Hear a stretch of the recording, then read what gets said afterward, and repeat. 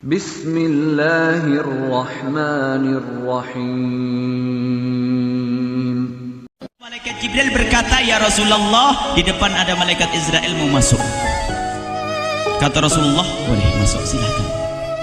Kemudian malaikat Israel mengucapkan salam, dan setelah mengucapkan salam, malaikat Israel menawarkan, "Ya Rasulullah, aku disuruh oleh Allah untuk mencabut nyawamu atau membiarkan engkau." Dalam riwayat, aku disuruh oleh Allah untuk memberikan pilihan kepadamu, al-baqa' fid dunya, tetap di dunia, atau ar-rafiqal a'la, atau dengan Allah. Nabi Muhammad menjawab, ar-rafiqal a'la, dengan Allah. Kemudian setelah itu Nabi Muhammad berdoa agar umatnya selamat. Setelah ada jaminan umatnya selamat, malaikat Israel, "Sudahlah, cabut nyawaku kalau memang sudah waktuku." Mulailah Nabi Muhammad dicabut nyawa beliau oleh malaikat Israel.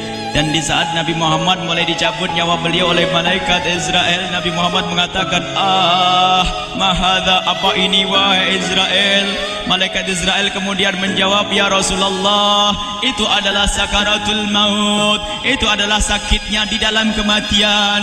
Kemudian Nabi Muhammad mengangkat tangannya sambil berucap, "La ilaha illallah, inna lil mauti la sakarat." Tidak ada Tuhan selain Allah, sungguh di dalam kematian ada sakitnya, sakit kematian, yaitu sakaratul maut. Kemudian Nabi Muhammad memohon, "Ya Allah, Allahumma khaffif alayya sakaratul maut." Ya Allah, ringankan sakaratul mautku ini, ya Allah. Dijawab oleh malaikat Israel, "Ya Rasulullah, itu sudah aku ringankan 70 kali." Nabi Muhammad menoleh, "Apa malaikat Israel? Sudah kau ringankan 70 kali keringanan?" "Iya ya Rasulullah, sungguh aku tidak pernah mencabut seorang hamba lebih lembut dari cara mencabut nyawamu. Ini sudah aku ringankan 70 kali. Setelah itu justru Nabi Muhammad menangis, "Israel, 70 kali rasanya masih sakit." "Iya ya Rasulullah, memang itu sakaratul maut." "Lalu bagaimana engkau mencabut umatku, wahai Israel?"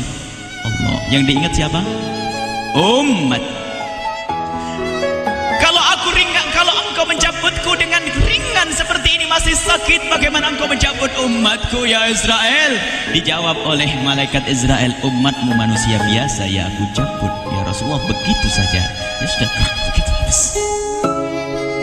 Nabi Muhammad menangis. Tiba-tiba Nabi Muhammad mengangkat tangan dan memohon kepada Allah, Allah, inna lil mauti la sakarat, la ilaha illallah, inna lil mauti la sakarat. Sungguh di dalam kematian ada sakaratul maut. Allahumma khaffif ala ummati sakarat maut. Ya Allah, ringankan dari umatku sakaratul maut. Wa thaqqil alayya, dan bebankan kepadaku. Sampai tidak sadar doanya Nabi Muhammad seperti itu. Thaqqil alayya itu doa cinta. Seorang ibu yang pernah punya anak tuh, lihat kalau doa Rasulullah ini masih dilakukan. Bagaimana Rasulullah bisa doa begitu? Itu bahasa cinta yang tidak bisa diterjemahkan dengan oleh akal. Seorang ibu kadang-kadang, ibu yang di belakang nih, ibu mau dikasih sakit oleh Allah. Mau, Bu? Ibu jauh sekali. Ibu mau dikasih sakit? Jawabnya tidak mau. Tapi suatu ketika seorang ibu melihat anaknya sakit, ngomong, "Sudahlah nak, jangan kamu yang sakit, biar ibu yang sakit." Ada atau tidak? Kenapa ngomong begitu? Itu bahasa cinta itu. Tidak rela kalau anak ini sakit, biar aku saja yang sakit. Itu yang dirasakan Rasulullah. Sakaratul maut begitu sakitnya, membayangkan betapa sakitnya umat Nabi Muhammad di saat dicabut nyawa beliau.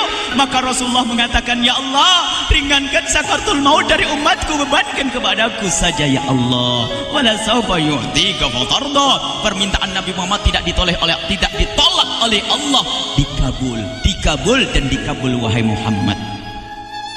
Sallu ala Nabi Muhammad. Dan benar, sakaratul maut kita ditahan oleh Rasulullah, ditanggung oleh Rasulullah, sehingga digambarkan oleh Imam Bukhari di saat Nabi Muhammad dicabut nyawa beliau. Siti Aisyah yang ada di situ, Rasulullah berada di pangkuan Siti Aisyah, yang saat itu Siti Aisyah melihat keringat dingin keluar dari kening Rasulullah. Siti Aisyah tidak pernah melihat keringat keluar seperti itu. Bahkan di saat dipegang kepala Rasulullah, panasnya melebihi dari panasnya orang biasa. Setiap kali ada kain dicelupkan di air, ditempelkan di kening Rasulullah langsung mengering. Saat itu Nabi Muhammad mengucapkan kalimat la ilaha illallah innal lil mauti lasakarat. Kemudian Nabi Muhammad berpesan dengan banyak pesan, dan di antara pesan Rasulullah adalah akri minni ala ummati salam, akri minni salam ala ummati wa ala man ittaba'ani wa ala man tabi'ani min ila yaumil qiyamati. Aku titip salam kepada umatku dan orang yang mengikutiku sampai hari kiamat. Sadari salam Rasulullah. Sebelum meninggal masih ingat titip salam.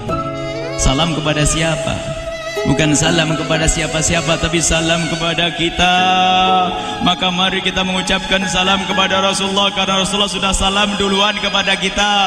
Mari kita sejenak bersalam kepada Rasulullah dan hadirkan Rasulullah ada di mata kita dan di hati kita. Mari kita bersama-sama mengucapkan salam. Assalamualaikum ya Rasulullah. Assalamualaikum ya Rasulullah. Assalamualaikum ya Habiballah.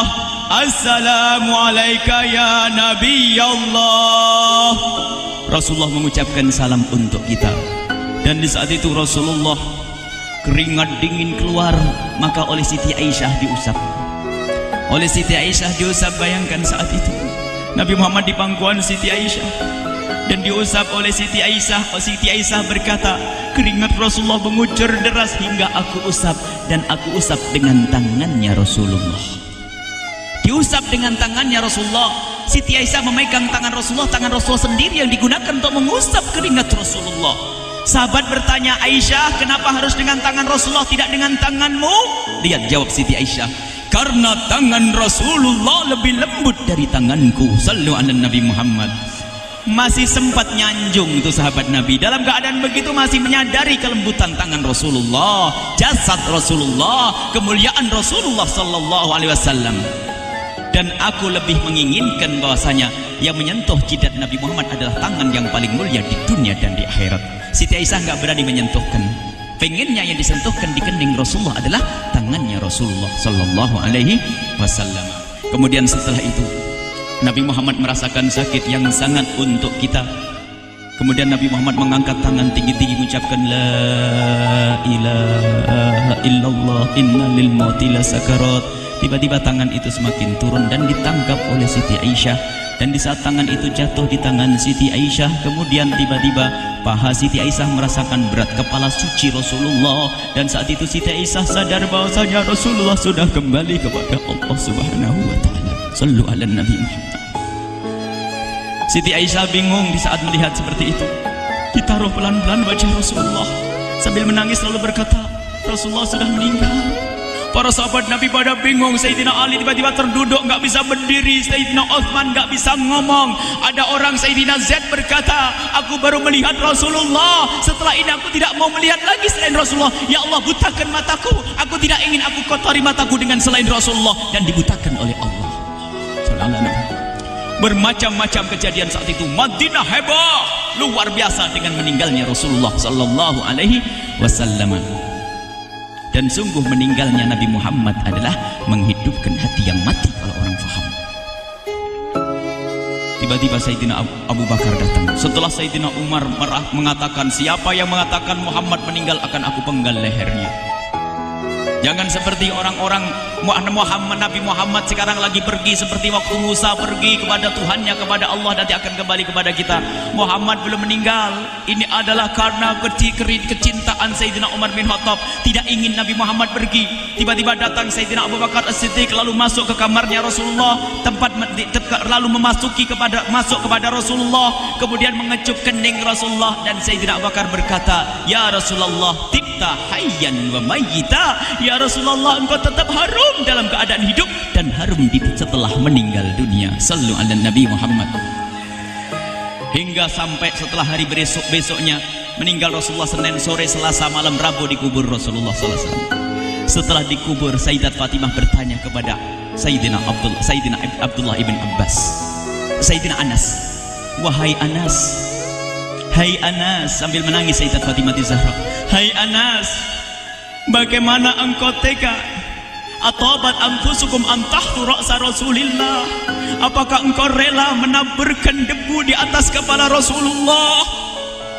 Sayyidina Anas menangis kaget, ya wahai binta Rasulullah, kalau kami tidak dilupakan oleh Allah, niscaya tidak ada yang bisa mengubur Rasulullah. Jadi saat itu dilupakan oleh Allah, sehingga mereka tidak menyadari melakukan itu semua. Kalau mereka sadar, tidak akan bisa mengubur Rasulullah sallallahu alaihi wasallam. Ini yang diungkapkan oleh Sayyidina Anas.